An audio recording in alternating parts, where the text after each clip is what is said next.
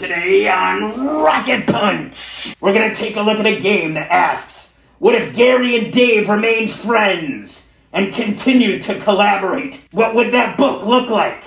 Well, maybe it would look like this, Whitebox Cyclopedia. Today on Rocket Punch, we're gonna take a look at Whitebox Cyclopedia by James M. Spahn.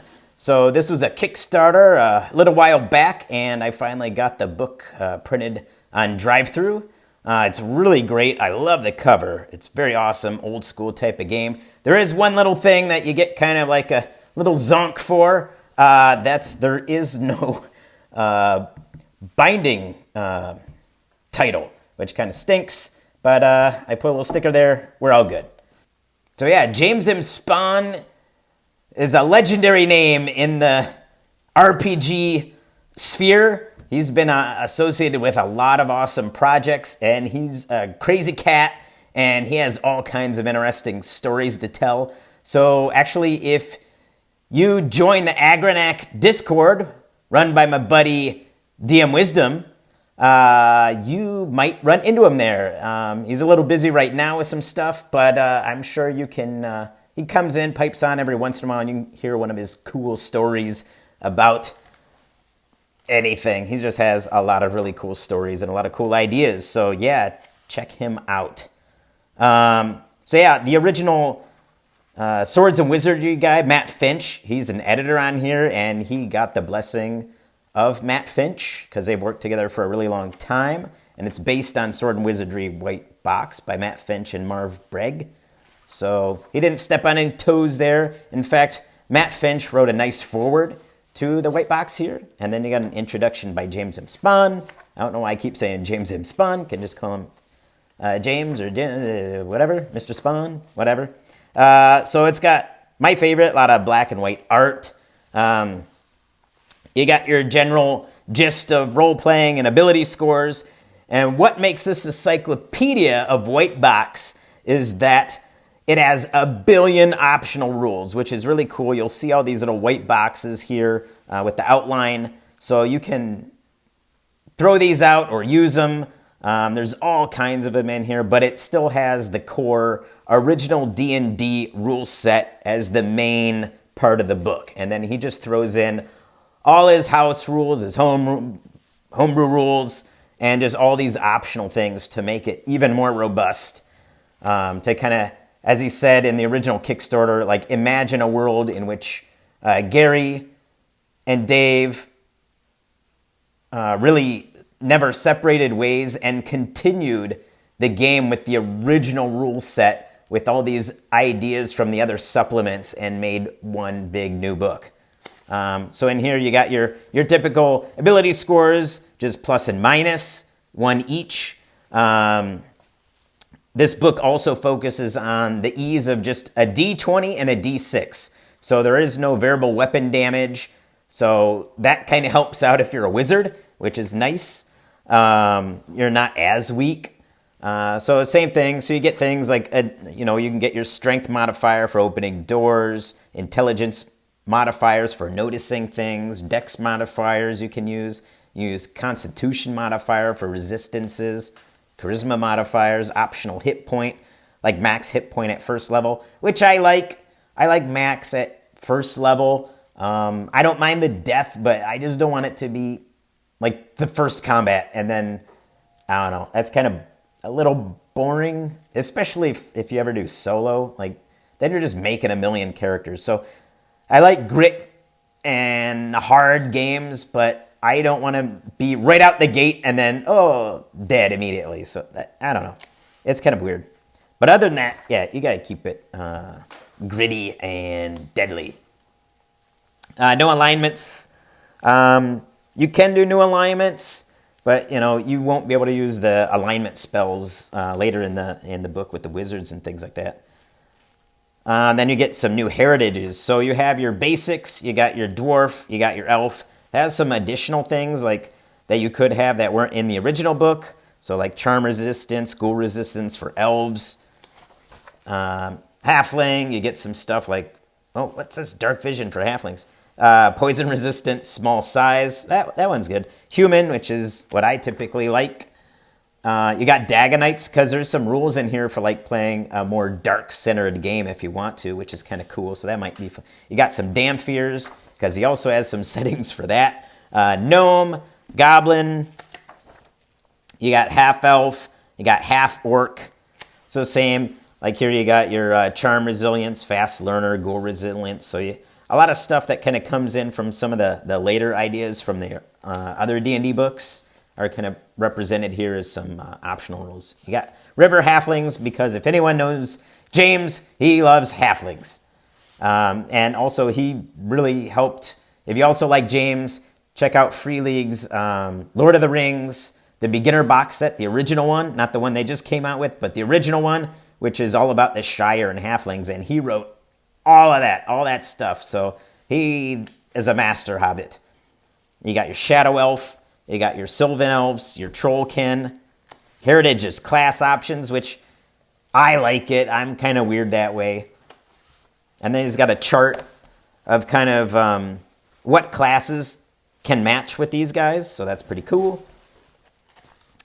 Just talks about the tables. Then it gets right into classes. So you got your standard, you got your clerics with the spell levels and everything. And basically the hit die, so you can go 12 or higher. You get level is basically 10th, which I like. I think after 10, things just start to slow to a crawl. So you got like, look at that cleric optional rule, control undead, which is cool. I want to be a necromancer kind of thing, or an undead cleric. I don't know. Fighter, that's cool. I like that. Very Conan. So everything in here, you see like your hit dice is 1d6 plus 1, 2d6 plus 1. Then you have your AB, your attack bonus, and then you have saving throws. So he takes that idea from Swords and Wizardry, which is nice. I mean, it's kind of interesting to have all the different saving throws, but it's easier to just go by one, really. This is Sending Armor class, which I'm okay with THAC0. It never really bothered me, but I don't know. I think for speed, I think humans are just better at addition than subtraction. So, I mean, there is a trick to do THAC0 with addition, but I won't get into that. So there's different fighter archetypes. I would totally do a sharpshooter because I like the bow, but he also has a ranger class in here. You got your magic user. You have like the limited martial training to make, so they have like clubs and slings as well as just the knife, which I would totally allow. And that also reminds me about the cleric, where you have the optional rule of blunt weapons only, which I prefer as a cleric. If you're going to be a cleric, you're going to use blunt weapons. I don't know. That's just always been the way it's been in my brain. So yeah, there's some optional rules on spell books and some different archetypes like Scholar, Necromancer, Illusionist. Those are cool. There's an acrobat in here. I'm going to guess it's because Mr. Spawn loves Diana from the Dungeons & Dragons cartoon. We got on a big discussion about that. So maybe that's what we put in the acrobat. I've never played an acrobat, but I like Diana. She's really cool. So you got the assassin, and you have like these nice D6 tables. So you got in here the assassin has stealth with the acrobat. He has acrobatics on a 1d6. You got the barbarian, which doesn't have barbarianism as a dice level. You have the bard, which has a lore as a 1d6, so you can kind of check that. And you also have spells. I don't know. I'm not really a big dude on bards and bards with spells. That dude kind of looks like a He-Man with the serial numbers scratched off. Cavalier. That's really cool. So Cavalier, Acrobat, Magic User, and there's a Ranger in the book, so you could totally do the Dungeons & Dragons cartoon using these rules. So I give an extra thumbs up for that one. That's pretty cool. So you got some classes there. You got the Druid, so you not only have your spells, but you have kind of your forestry skill. The Errant Fool, that's pretty cool. I know James likes to play those. I was lucky enough to play a game with him of DCC, and he kind of played an Errant Fool type of character. The Friar, I like the Friar class. I like kind of like the cleric, I think more of like a member of the church kind of thing. A bit more, laden with specific rules and rituals that he has to do. Whereas I imagine the friar as kind of like a cleric or a priest of the people. He's more down to earth. So that is cool. I like the idea of having a friar. That's cool. Got the jester, which I've never tried. So you got a foolery. You can do foolery. Optional rule. I forgot I knew that. Once a day, the jester of second level or higher may recall a spell they have accidentally forgotten they know. That's kind of cool. You got a metaphysician, so you got your plague doctor if you want to do that. I'd totally want to try that out because I want to try this with a very dark campaign, kind of Ravenlofty, but like Cthulhu Loft or something like that. Call of Cthulhu Loft or something. That would be pretty cool. So you actually have like metaphysics, which allows you some lore. You can kind of study evil and the occult, that kind of thing. And you get some spells too, which is kind of interesting. You get a monk. I've never played a monk despite all the martial arts stuff I do. I've never played a monk. It just doesn't appeal to me in kind of a Tolkien-esque medieval land. And I never had Oriental Adventures either, which is really strange. You think that would be my thing to pick up, but I don't know. I like my karate over here, and I like my medieval fantasy over here, and the two shall never mix. But it's cool. I don't mind. You do you. Paladin. Paladins are very cool, and that's a pretty awesome art there. So you get some stuff like banishing undead, banish demonic. So yeah, maybe like have a paladin, have a friar instead of a cleric, just to be different, and have a metaphysician. That would be pretty cool. And have a very dark campaign like that. You got your ranger, and they have some cool things like forestry. They got your ranger fighting style of archery, 2-weapon fighting. You can get either magic user or cleric powers at a later time based on your level as an optional rule. I would probably do none because I like my ranger very Aragon-esque, just cool with the bow and kind of knows stuff of the forest. I like that kind of dude. You got your spiritualist.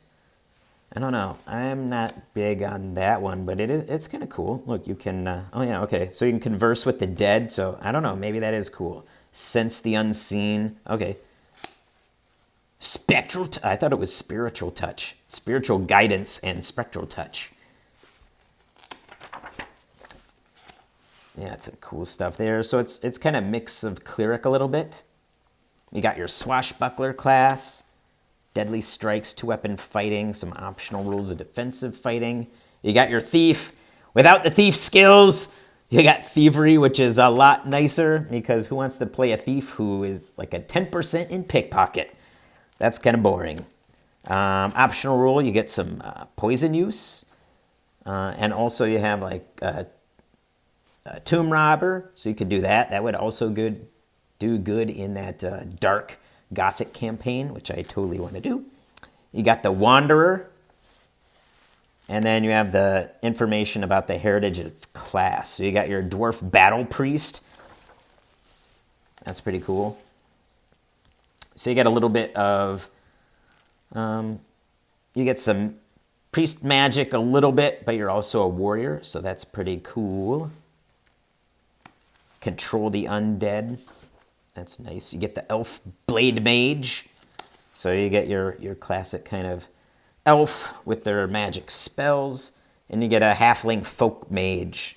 So you get a little bit, oh, that's cool. So he gets a little bit of forestry and he gets some spells known. So, yeah, that's pretty cool. Paste of the Beast Speaker, Herbal Brew, Brightwater, High Weaver, Stone Acorn. These tiny acorns are gathered from an oak tree and blessed with secret magic, saying be thrown at a range of 30 feet. If the missile attack is successful, the target must make a saving throw or become the victim of a hold person spell. That's pretty cool. They got resist magic. They got more languages. You got some other stuff that they can do. You got a Sid. So like the True Fae or High Elves. So, oh, I like that picture. A Sprite. So you get super tiny size. And then you get your basic equipment.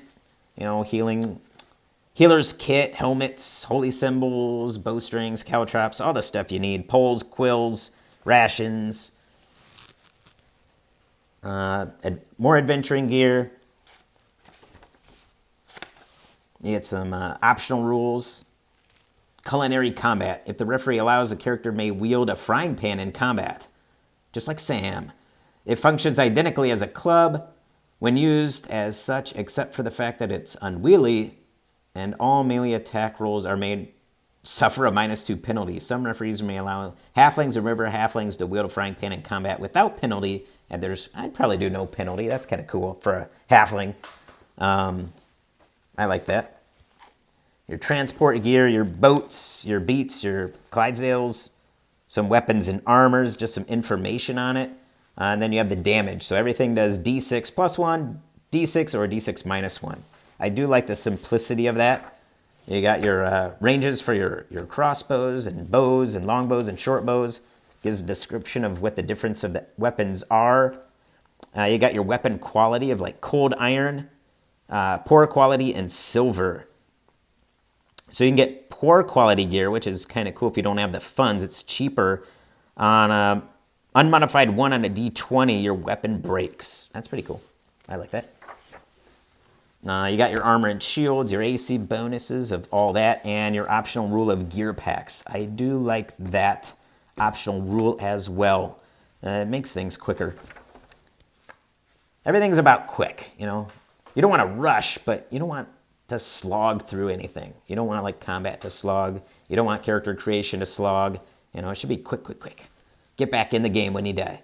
You got some hirelings information about their loyalty, different kinds of assistants. So you can get like an apothecary, captains, craftsmen, spies. You got rules on strongholds, keeps, private residences, temples, earning knighthood. Goes through a lot on knighthood. I think that might be very cool, and very cool is like a solo game of basically a knight wandering, and you have like an assistant, so you could have like a free NPC. And then if your knight dies, then your NPC squire takes over, grabs your sword, and then must avenge you and becomes a knight on his own. And maybe gets his own squire, and then he dies and he becomes a knight now. So there's a lot on here, getting your accolades, and then what kind of benefits you get from that. You got some stuff on playing the game, like time, movement, combat, surprise, initiative. So this is initiative real quick. Each side rolls a d6. Whoever's higher wins. If it's tie, it's simultaneous combat. You got some critical hits and helmets. So on an unmodified 20 on an attack roll, inflicts a critical hit. Critical hits roll their damage dice twice and apply it. Helmets. Any character wearing a helmet can ignore the effect of 1 critical hit. I do like that rule. How to do casting spells. Some stuff on armor class, damage, death, healing. You got the binding wounds rule, which is kind of cool. Characters heal 1 hit point per day. You can also allow characters to bind 1d6 minus 1 hit points, minimum 1 worth of wounds following a battle. This takes several minutes and represents players taking the time to clean and dress any wounds they have suffered, stop and catch their breath, and generally recover from the battle. It requires a healer's kit, which is expanded. It requires a healer's kit, which is expended in the process of binding wounds. Character can only bind their wounds once after battle. I do like the idea of binding wounds. I mean, I don't think that's a cheat. That sounds kind of, sounds pretty logical to me. As long as you have supplies, you can try to bind your wound a little bit. What else you got? Invisible opponents, morale, negotiation, diplomacy, saving throws, falling traps, torches, lanterns, some information on hex crawling here.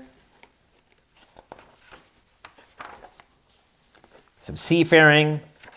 One of these days, I'm going to do a seafaring adventure. One of these days. Oh, you need that. Somebody's asked that, right? Setting a ship on fire. You got some nice rules on that. Targeting the sail. Okay. You got a little bit of example on play, and then you get your magic. You have a ton of cleric and magic user spells. You got a lot more. I kind of wish there was a random die roll for that, but you could always assign a die yourself. I do like that little wizard there. That's pretty cool. You got your typical spell lists. You got your optional druid-specific spell list. And then all your spell descriptions. I'm not going to go through these. You guys probably can imagine. It's got your pretty normal fare for magic users. You get some stuff on latent spellcasters. So latent casters find that magic flows through their veins, and they are instinctively able to cast and select few magic users' spells. They will never learn the powerful enchantments of a formally trained spellcasters.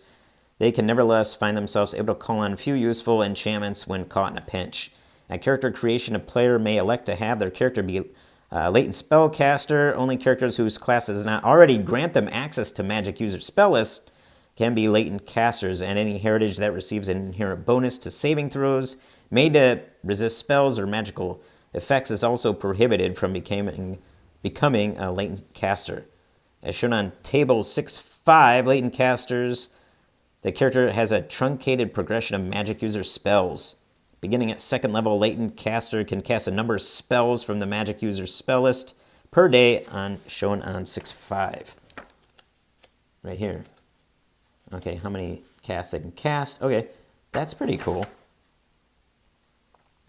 Interesting. That's an interesting idea. So it's basically the same thing, but Blessed Scions can use the cleric spell list. So it's basically the same mechanics. That's interesting. I'll have to investigate that more. You got some arcane duels. So you can basically be Harry Potter or something. I don't know. You can shoot spells and that kind of do spell combat. That is interesting. I've never really tried that. Okay. Then you have some stuff on psychic. I don't know. I guess it's interesting. I don't think I'd use psychics in my game. Some stuff on running the game. It's got a lot of really cool ideas. So you got some principles like games should be fun, of course. Player creativity is more important than what is on a character sheet. Yes, 100%. The referee is not a novelist. Yes. Actions have consequences, but so does inaction. Yes. The world does not wait for the player characters. Double yes. Do not use every rule in this book at once. Yes, I agree with that. Designing an adventure, creating campaigns. You got some sorcery backlash. I like that. Mishaps and things like that. And then he has, I actually went too far. So he has more genres on this. So he has like basically running a city of thieves, like a Lankmar type of campaign. Everyone is a thief. That kind of thing. So you can have that kind of story. You can have a fairy story, some high. And in here he has recommended heritages and classes for those worlds. Gothic horror, which I totally want to try. You got dread type of thing and a riddle of steel, so a very low fantasy Conan-esque type of thing. Some information on experience points, and he has some carousing in here. Carousing is becoming more and more popular. I do like that. And you have a really great picture of an orc here. Yes, an orc. That is what an orc looks like. Then you have your Bestiary, which unfortunately not a ton of art, but I think by now most people, especially those who are probably going to pick this up, are pretty familiar with most of these creatures. But yeah, the art that is in this book, pretty good. There's a couple that weren't quite my cup of tea, but I say that most of this is really, really good. I like it. I like the layout. I like the selection. I like all these optional rules to come up with. So yeah, I dig it. I dig it a lot. It is really cool. So you got some rules on monster creation, wandering monsters, and then your treasure tables. I don't think there's any options in there. Then you got your magic items, legendary weapons, and armor. So he's got some interesting ideas, but you can make your own. Making your own is always cool. Just random crazy stuff you can come up with. General magic items. And back again, I think D&D cartoon. I think I might want to do that maybe one of these days and give all the players a magic weapon to start with. And that weapon can be very, very, very basic at the beginning, and basically it's going to raise in power. So they always keep that weapon because it's boring to like have this cool magic weapon and then you find another magic weapon, then you throw it away. Who wants that old piece of +1 garbage? No, it should be like, I have it. It starts as a +1. As I gain in level, it's going to become a +2, a +3, or it starts developing more abilities, more skills, and things like that. So that's kind of an interesting idea I've always had in the back of my brain to try out. Robe of Eyes. That's crazy. Some cursed items. The open license. And you have a very basic character sheet. We'll have to fix this up, won't we? We'll have to make this more fancy, but it gets the job done, and that's all you really need, something to get the job done. And some nice blank pages. So yeah, that is the Whitebox Cyclopedia by James M. Spahn. It is very great. It's very cool. If you like the Whitebox, you're going to want to pick this up because it's everything Whitebox is plus a billion. You know, it's just cranked up to 11. So you're really going to get your money's worth out of this. You can pick it up over on Drive-Thru. Pretty cheap for PDF, and then you can get it printed. And I do know James said he is going to be developing more with this Whitebox Cyclopedia. That's going to be his big thing going forward. So he's going to release a lot of zines and things like that for to expand this even more with adventures and probably other optional classes and other ideas he's got kicking over in his head. He's got a lot of cool ideas. Check him out over at Barrel Rider Games, which you can also find on Drive-Thru. And yeah, I hope you pick it up. Give it a look. I think it'd definitely be worth your money. And until we meet again, rocket punch! Later.